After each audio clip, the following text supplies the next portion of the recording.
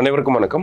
நம்ம டெய்லியும் தினமணி செய்தித்தாளில் இருக்கக்கூடிய முக்கிய செய்திகளை பார்க்குறோம். இன்றைக்கி என்ன செய்திகள் இருக்குது அப்படிங்கிறத பார்ப்போம். முதல்ல பார்த்தீங்க அப்படின்னா, தேசிய கல்விக் கொள்கை அமல் உறுதி அப்படின்னு சொல்லி நம்மளுடைய கல்வி அமைச்சர் தார்மேந்திர பிரதான் அவர்கள் ஒரு ஸ்டேட்மெண்ட்டை வெளியிட்டிருக்கார்.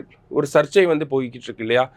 சமகர சிக்ஷா திட்டம் அப்படிங்கிறது தெரியும், ஓகேங்களா? அதுக்கு கீழே நமக்கு சர்வ சிக்ஷா அபியான், ராஷ்ட்ரிய மத்தியமிக் சிக்ஷா அபியான், இது எல்லாத்தையுமே இன்டகிரேட் பண்ணி சமகர சிக்ஷா அப்படிங்கிற திட்டமாக மத்திய அரசாங்கம் 2015 கொண்டு வந்திருந்தாங்க. அதுக்கு கீழே நிதிகள் அப்படிங்கிறது பார்த்தோன்னா மத்திய மாநில அரசுகளுடைய அந்த பங்களிப்போடு தான் அந்த திட்டம் செயல்படுத்தப்பட்டு வருது. 60-40 அந்த ரேஞ்சில் தான் நமக்கு போயிட்டு இருக்கு. எல்லா மத்திய அரசு திட்டங்களுமே மோஸ்ட்டாக அப்படி தான் இருக்குது இல்லையா? அப்படிங்கிறப்ப அந்த திட்டத்துக்கு உண்டான நிதியை தமிழகத்துக்கு தர மத்திய அரசாங்கம் மறுக்கிறாங்க அப்படிங்கிறது தமிழக அரசாங்கம் சார்பில் இருக்கக்கூடிய குற்றச்சாட்டு. கிட்டத்தட்ட 2158 கோடி ரூபாய் நிதியை மத்திய அரசாங்கம் தராம புறக்கணிக்கிறாங்க. அதுக்கு என்ன சொல்றாங்க அப்படின்னா, தமிழ்நாடு புதிய கல்விக் கொள்கையை ஏற்றுக்கணும், மும்மொழி கொள்கையை அமல்படுத்தணும், இந்த மாதிரியான கோரிக்கைகளை வைக்கிறாங்க அப்படிங்கிறது தமிழக அரசாங்கத்தினுடைய குற்றச்சாட்டு. அதை தார்மேந்திர பிரதான் அவர்களுமே அதை தான் சொல்றார், ஓகேங்களா? என்ன சொல்றார் அப்படின்னு பார்த்தோம்னா, தேசிய கல்விக் கொள்கையை நாடு முழுவதும் அமல்படுத்துறதுக்காக மத்திய அரசாங்கம் இருக்காங்க. அரசியல் காரணங்களுக்காக தமிழக அரசாங்கம் மும்மொழி கொள்கையை எதிர்த்துட்டு இருக்காங்க. அவங்க அதை இது பண்ணாதான் நாங்கள் அந்த ஃபண்டிங்கை ரிலீஸ் பண்ணுவோம் அப்படிங்கிற மாதிரியான ஒரு கண்ணோட்டத்தில் ஒரு சர்ச்சை அப்படிங்கிறது போயிட்டு இருக்கு. இதுலேருந்து நீங்கள் என்ன தெரிஞ்சுக்கலாம் அப்படின்னா, இந்த சர்வ சிக்ஷா அபியான் அந்த திட்டம் அதனுடைய சாராம்சம் என்னெல்லாம் இருக்குது சொன்னோம் இல்லையா? ராஷ்ட்ரிய மத்தியமிக் சிக்ஷா அபியான், சர்வ சிக்ஷா அபியான் அதெல்லாம் இன்டகிரேட் பண்ணி தான் வச்சுருக்காங்க அப்படின்னு சொல்லி. ஸோ அந்த பேசிக்கான இன்ஃபர்மேஷன்ஸை கொஞ்சம் பார்த்துக்கோங்க. அடுத்தது இன்றைய திருக்குறள் என்ன சொல்லியிருக்காங்க அப்படின்னா, செய்வினை செய்வான் செயல்முறை அவ்வினை உள்ளறிவான் உள்ளம் கொள்ளல் அப்படின்னு சொல்லியிருக்காங்க. செயலை செய்கின்றவன் செய்ய வேண்டிய முறை அந்த செயலின் உண்மையான இயல்பை அறிந்தவனுடைய கருத்தை தான் ஏற்றுக்கொள்வதாகும் அப்படின்னு சொல்லியிருக்காங்க.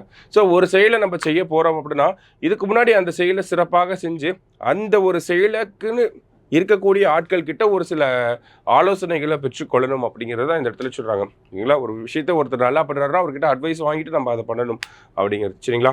திருக்குறளின் 677 அதிகாரம் வினை செயல் வகை. அடுத்ததாக பார்த்தீங்கன்னா, புதிய தலைமை தேர்தல் ஆணையர் ஞானேஷ் குமார் அப்படின்னு சொல்லி கொடுத்துருக்காங்க, ஓகேவா? ஸோ சீஃப் எலெக்ஷன் கமிஷனராக யாரை அப்பாயிண்ட் பண்ணியிருக்காங்க அப்படின்னா, ஞானேஷ் குமார் அவர்களை அப்பாயிண்ட் பண்ணியிருக்காங்க. அடுத்தது கூடுதலாக இன்னும் 2 தேர்தல் ஆணையர்கள் இருப்பாங்க இல்லையா? ஸோ அதில் ஒருத்தர் பார்த்தோம்னா நமக்கு சுக்பீர் சிங் சந்து அப்படிங்கிறவர் ஆல்ரெடி இருக்கிறவர் தான்.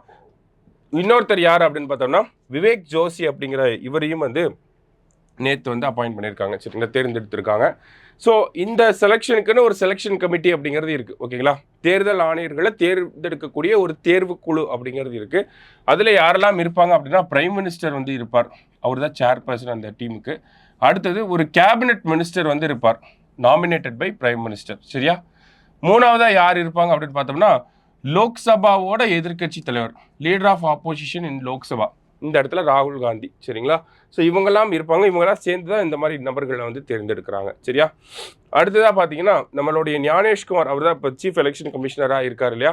எவ்வளோ காலத்துக்கு பதவி வகிப்பார் அப்படின்னு பார்த்தோம்னா, ஜனவரி 26, 2029 வரைக்கும் இவருடைய பதவி காலம் அப்படிங்கிறது இருக்குது அப்படிங்கிறத சொல்லியிருக்காங்க, சரியா? ஸோ அடுத்ததாக பார்த்தீங்க அப்படின்னா, விளையாட்டு செய்திகளில் மனு பாக்கர் இவங்களுக்கு பார்த்தோம்னா பிபிசியோடைய Indian sports woman of the year award, சிறந்த விளையாட்டு வீராங்கனை விருது அப்படிங்கிறது வழங்கப்பட்டிருக்கு இந்தியாவுக்குள்ள, ஓகேங்களா? ஸோ பிபிசி விருது அப்படிங்கிறது வழங்கப்பட்டிருக்கு. மனு பாக்கரை பொறுத்த வரைக்கும் நம்ம பார்த்தோம்னா, பாரிஸ் ஒலிம்பிக்ஸில் இந்தியாவுக்காக 2 வெண்கல பதக்கங்களை வின் பண்ணியிருப்பாங்க. அது மட்டும் இல்லாமல் first women and then first Indian to win 2 Olympic medals at a single Olympics அப்படின்னு சொல்லியிருப்பாங்க இல்லையா? அதாவது மனு பாக்கர் பார்த்தீங்கன்னா இவங்களை என்ன சொல்லுவாங்கன்னா, first Indian to win 2 Olympic medals in a single Olympics அப்படின்னு சொல்லியிருப்பாங்க. அதாவது ஒரே ஒலிம்பிக்கில் 2 ஒலிம்பிக் பதக்கங்களை வின் பண்ண முதல் இந்தியர் யார் அப்படின்னு கேட்டாலும் மனு பாக்கர் அவர்கள் தான், சரிங்களா? ஸோ இன்றைய செய்தித்தாளில் இருந்த முக்கிய செய்திகளை பார்த்துருக்கோம். நன்றி. சுரேஷ் IAS அகாடமி, வெற்றியின் முகவரி.